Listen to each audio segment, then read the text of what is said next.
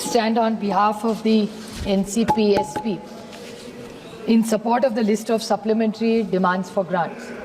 Sir, obviously after every budget, clearly it's evident that every department, states have their own issues, challenges in implementing the budgets.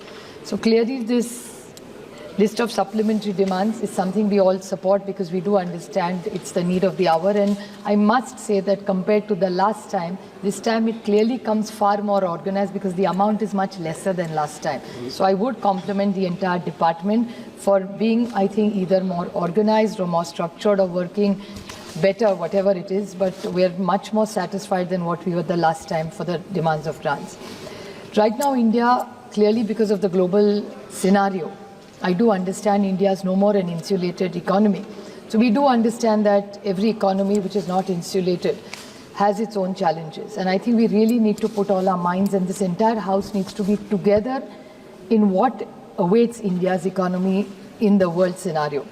Because clearly a few points which everybody earlier has said that the growth has come down to 5.4, which is clearly alarming, and I'm sure the Honourable Finance Minister is also as alarmed as we are. But clearly a decrease in consumption growth, persistent inflation, necessity of sticking to a monetary policy, the alarming lower private investments and sluggish FDIs clearly are worrying all of us. I just would like to have pointed questions to the Honourable Finance Minister, because as we are elected representatives, there are a few questions, if you could kindly in a reply reassure the nation as what steps is this government taking for job creation given the scenario and the economy where it's going?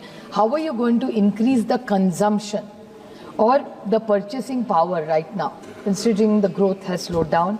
The food and retail inflation, how are you going to reduce it? What steps are you going to take? How are you going to increase? India was always a savings economy. With the changing scenario, the global scenario, people are clearly, it's becoming a more spending economy.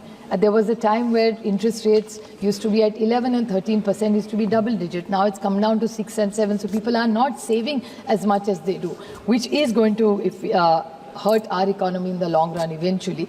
And the increase in income, given this scenario and slowing down, how are incomes going to increase for the earlier questions? And how are you going, what steps, specific steps is this government going to take to increase domestic investments? Earlier when she brought in the bill for banking, which we all supported, I even brought out an issue of the NBFCs. I would like to ask, just out of concern, that NBFCs are encouraging, they are growing. But there are a lot of deposits which people put. Is there a regulator that she has in mind for all these NBFCs? Because these are people, these NBFCs reach the last person. So it has to be regulated. So what are the checks and balances or mechanism that this government has in mind so that they all feel very safe and secure like normal banks do? So that's my first question. The other question I'd like to ask the Honourable Finance Minister is, we have a huge unorganized sector in this country. So even in today's reply, in the morning, there was a reply given by the government that they are trying to consolidate the entire unorganized sector and bring them under some protection scheme, that all the schemes that are done by the Government of India are supported. It's called some 21-point program that this government has started. So if there is a huge unorganized sector even today in India, how are you going to consolidate, and is there a timeline for it? Because today you have said you've got about 30 crore people under that scheme, which is not clearly covering all the unorganized sector. So what steps are you doing? And there has to be a timeline. I am not taking away from the intention of the government that you really want to take everybody, which is including the gig workers, the domestic help, all these are even today unorganized. So do you have a plan to bring every Indian who fits in the unorganized sector to come into an organized sector which will eventually help our economy? The fiscal deficit, which a lot of people have spoken about me, but I would like to ask her about, is that you keep talking about a $5 trillion economy, which a size of our economy will reach $1 trillion quite easily. I don't think whether they were in power or we would reach $5 trillion economy just because of the size of our country. But if you have to look at the fiscal deficit, one way of is to print more notes. If you print more notes, clearly the inflation will go up. Tax is increasing, you're saying more people are coming in the tax. But what specific steps are you taking? Because whatever numbers are showing that the foreign borrowing has substantially gone up in this country.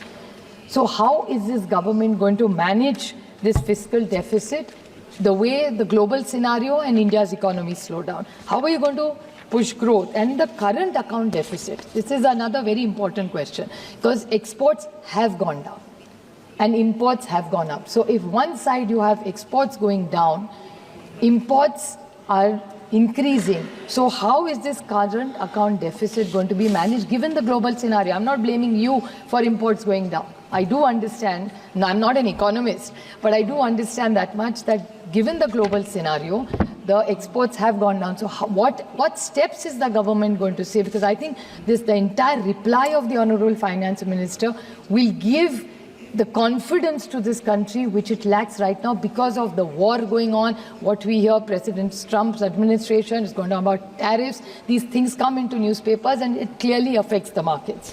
I would like to highlight one very important point which has alarmed me personally. The Honorable yesterday in his reply, the Honorable Prime Minister talked about an 11-point program. I welcome that 11-point program. He made one very important point in it where he said that we want zero corruption in this country. I support him wholeheartedly if he really walks the talk. My question to him is, he in 2014 had mentioned that we will work with Switzerland and bring every penny of black money which is in Switzerland back to India. I don't want to get into that 15 crore wala. I'm not getting into that. I'm saying something 15 lakh. I want to make a more serious point in this. I'm not doing a political point here at all. My point is, in the newspapers in the last few weeks, there's an issue about taxation about Nestle. I don't care whether it's Nestle. For me, Next is as X factor, as we can call it. It's not about the company, the point I'm making. We in Switzerland had a very good relationship for decades. We have worked with them. You have talked about economic issues with them, bringing black money from there, all that. So you had committed to the nation that we will work closer with Switzerland and get all that information and bring that money back to this country. My question to this government is, they were a most favored nation for Switzerland with this entire run-in with the Nestle company. And after that, when Nestle was, in 2 minutes I'll mention, it's a very important issue and nobody else has raised it so far, and it's really important, I feel. So in this Nestle issue, it's not about the company alone. The health minister has confirmed that the Nestle report does not show anything bad about the Nestle product. So they have given them a clean sheet in simple language. Now, if we are at loggerheads with Switzerland, they have, from the most favored nation, removed India from there. At one level, we are looking to be a global player, improving our relationships with all the countries. Then why are we not working on this double taxation issue? How are we going to get foreign investments more? How is India going to build a confidence? And Nestle is a global brand, whether we like it or not. I'm not praising a single brand. It's not about Nestle. It's about every foreign company which is looking to invest in India. And it's a win-win for both of us, for Nestle as well as us, because Nestle has a lot of companies, and most foreign companies also, when we are talking about FDIs, invest in India. They create jobs, they create wealth for Indians, and it helps the Indian economy. So what is the logic of this government, and could you kindly clarify the stand on this?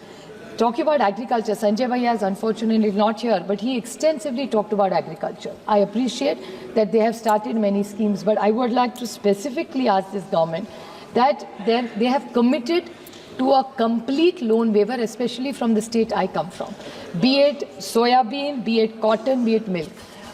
उनकी सरकार ने कहा था कि हम पूरा कर्जा माफ करेंगे महाराष्ट्र के हर किसान का. So will this government commit, because eventually that economy is not doing well in Maharashtra. So they have completely crossed all their loan things. So I would like to ask the Honorable Finance Minister that in the intervention that she has made, she has promised and committed that they are going to give a lot of money for agriculture, which I welcome. But will there be a complete loan waiver? And आज ही सुबह हमारे नासिक के जो सांसद है बगरे sir, उन्होंने जो which is a combination, वो एग्रीकल्चर मंत्रालय, कॉमर्स मंत्रालय और फाइनेंस मिनिस्टर तीनों को मिलकर इसका निर्णय लेना पड़ेगा कि महाराष्ट्र में प्याज, सोयाबीन हो, दूध हो या कपास हो, बट सबसे अभी क्राइसिस चल रहा है प्याज का.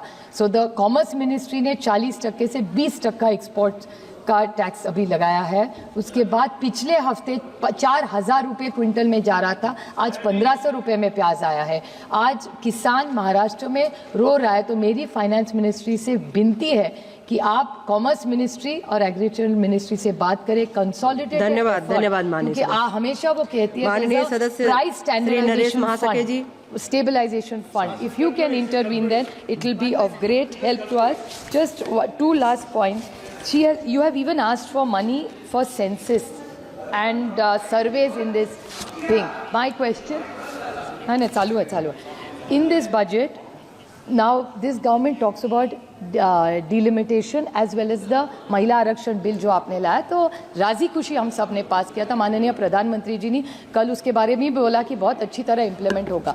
अगर वो 29 में इम्प्लीमेंट होना हो तो when will this government have this census delimitation? Naresh Constitutions are 23 lakhs. मेरा निर्वाचन क्षेत्र आज 23 लाख।